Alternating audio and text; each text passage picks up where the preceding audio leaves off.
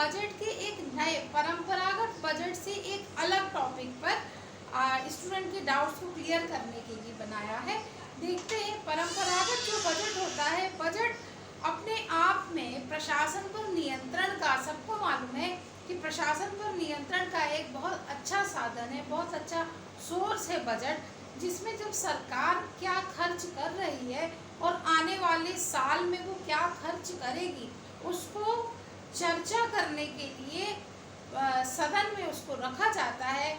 और उसको हर एक मद, या मद मीन्स आइटम, आपको बुक पे हर एक मद मिलेगा, तो उसका मतलब है आइटम, हर एक आइटम पर डिस्कशन किया जाता है और उसके लिए मंजूरी दी जाती है। जब तक उस आइटम पर मंजूरी नहीं दी जाती है, उस पर सरकार खर्च नहीं कर सकती है। ये तरीका था हमारे परंपरागत बजट का, उसको लाइन आइटम बजट के नाम से भी जाना जाता है। लेकिन प्रशासन का रूप बदला, अब प्रशासन एक नए रूप में सामने आया है, जिसको हम नवीन लोक प्रशासन के नाम से जानते हैं। तो प्रशासन का रूप बदला, काम के तौर तरीके बदले, दुनिया भी बदली, बहुत कुछ नया आया, तो बजट का तरीका भी तो बदला जाएगा।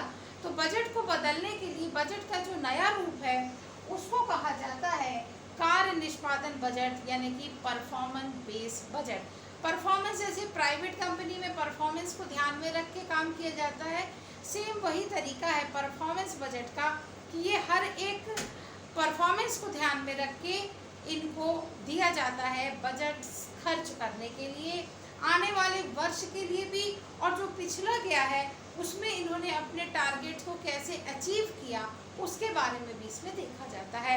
तो परफॉर्मेंस बजट को हम ध्यान से समझते हैं। इसमें एक बड़ा सिंपल सा तरीका है कि परंपरागत बजट में ये आइटम देखे जाते थे कि कर्मचारी पर कितना खर्च हुआ, फर्नीचर पर कितना खर्च हुआ, भवन पर कितना खर्च हुआ, स्टेशनरी पर कितना खर्चा हुआ, उस पर डिस्कशन किया जाता था और उसके लिए बजट दिया जाता था सरकार को। लेकिन परफॉर्मेंस बेस्ड बजट को हम कार्य निष्पादन बजट के नाम से जानते हैं। इसमें ये नहीं देखा जाता, इसमें जो बजट है वो कार्य किस कार्य के लिए किया जा रहा है, उसमें कौन से प्रोग्राम होंगे, कौन से प्रोग्राम चलाए जाएंगे और उसमें कौन कौन सी क्रियाएं संपादित होंगी, उसको ध्यान में रख के इस बजट को बनाया जाता है। सपोज करिए आपके घर में कोई मैरिज है, आपने मैरिज के लिए एक खर्च निकाल के रखा कि हम लगभग 20 लाख रुपए खर्च करना चाहते हैं शादी में। तो 20 लाख रुपए आपने मैरिज का लिए एक मुफ्त रकम निकालने की कोशिश की। ये आपका क्या हुआ, कार्य। कौन सा कार्य करने जा रहे हो आप, घर में विवाहिक कार्यक्रम, ये कार्य है, ये कार्य है शादी का कार्य। इसके लिए हमने 20 लाख रुपए डिसाइड कर दिए कि हमें करना है।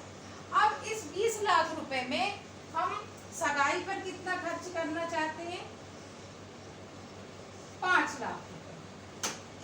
संगीत पे कितना खर्च करना चाहते हैं,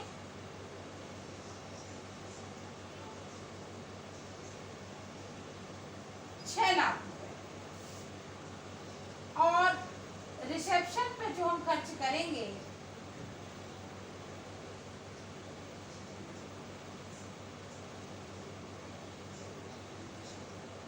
वो हमारा होगा 7 लाख रुपए खर्च, या 8 लाख रुपए खर्च होगा। अब बाकी का जो हमारा अमाउंट होगा, वो शादी के बाकी के खर्चे जो हमको व्यवहार देना है, गिफ्ट देने हैं, ये सब है, ये उसका, तो ये कार्यक्रम, ये जो कार्य है, ये कार्य हो गया शादी। शादी के लिए हमने कर दिया 20 लाख रुपए खर्च। अब इसमें आए प्रोग्राम। प्रोग्राम क्या होंगे, सगाई एक प्रोग्राम है, उसके लिए हमें 5 लाख खर्च रुपए हमने डिवाइड कर दिए कि इस पूरे कार्य में कितने प्रोग्राम होंगे। सगाई होगी, संगीत होगा, रिसेप्शन होगा, विदाई होगी, और उसमें जो और भी खर्चे आएंगे, गिफ्ट देने हैं, ये सारे हम इसको प्रोग्राम के तहत हम इसको लेंगे। अब सगाई में हम कैसी सगाई करना चाह रहे हैं, किसी म्यूजिक ग्रुप को बुलाना चाह रहे हैं, वो परफॉर्म करेंगे, ये कहला जाएगा आपका क्रिया।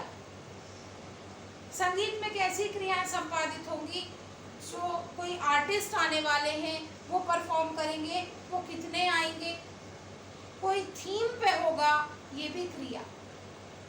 तो उस थीम पे हम करने वाले हैं, ये भी एक क्रिया।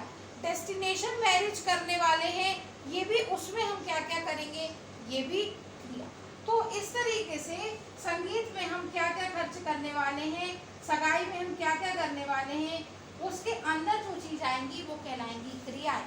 तो हम बजट हमारा होगा 20 लाख रुपए। शादी एक कार्य है, उसके कार्यक्रम जो प्रोग्राम है हमने उसको डिवाइड कर लिया, और उन प्रोग्राम में कौन कौन सी क्रियाएं होंगी वो हमने डिसाइड कर लिया। इस तरीके से परफॉर्मेंस को ध्यान में रखते हुए ये किया जाता है। और फिर बाद में आप कैलकुलेट कर लीजिए, इसमें इतना खर्च हुआ था, ये कार्यक्रम में यहाँ पे कमी रह गई, इसमें हमको थोड़ा और मिल जाता तो अच्छा होता। तो ये हम लास्ट में जब हम उसका मूल्यांकन करते हैं तब बजट का मूल्यांकन किया जाता है। तो ये तो आपको बड़े इजी वे में मैंने बताने की कोशिश की, उम्मीद है आपको समझ में आया होगा। अब अगर हम इसको अपने प्रशासनिक भाषा में बात करें तो सपोज करिए कि कार्य हमने बजट पे रखे, शिक्षा का कार्य, स्वास्थ्य के लिए बजट चाहिए, कृषि के लिए बजट चाहिए, ये कार्य हैं। हमको कौन कौन से कार्य करने हैं, शिक्षा एक कार्य है। अब शिक्षा को मान लीजिए उठाया मैंने कि शिक्षा के लिए हमको बजट चाहिए, तो शिक्षा में हम क्या क्या करेंगे, शिक्षा में कार्यक्रम होंगे, क्या प्रोग्राम है, उच्च शिक्षा और माध्यमिक शिक्षा, इसमें हमने डिवाइड कर दिया। अब ये कार्यक्रम हो गए। अब इन कार्यक्रम में क्रियाएं कौन सी होंगी, जैसे टीचर्स की ट्रेनिंग होगी, ये एक क्रिया कहलाएगी। तो कार्य निष्पादन बजट को हम डिवाइड करते हैं, जैसे कार्य में हो गया हमारा शिक्षा, कार्यक्रम में हो गया उच्च शिक्षा और माध्यमिक शिक्षा, और उसमें क्रियाएं क्या करेंगे, टीचर्स की ट्रेनिंग या उनका प्रशिक्षण।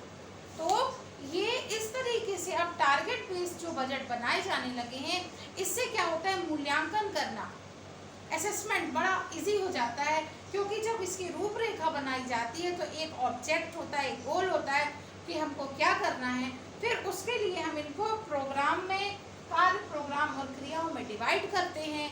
फिर हम हमारे जो इस वर्ष के खर्चे हैं और इस वर्ष के और अगले वर्ष के अनुमानित जो खर्चे हैं उसको लिखते हैं, और फिर उनकी जो आय है उसको लिखते हैं।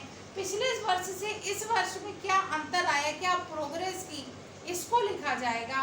और इस तरीके से उसको बना के देखा जाता है कि हमने टारगेट जो गोल थे वो लास्ट ईयर क्या अचीव किए, और अगले वर्ष के लिए नए गोल सेट किए जाते हैं। इसको कहते हैं कार्य निष्पादन बजट, यानी परफॉर्मेंस बेस्ड बजट। ये बजट का एक नया टाइप है जो कि बहुत पॉपुलर है।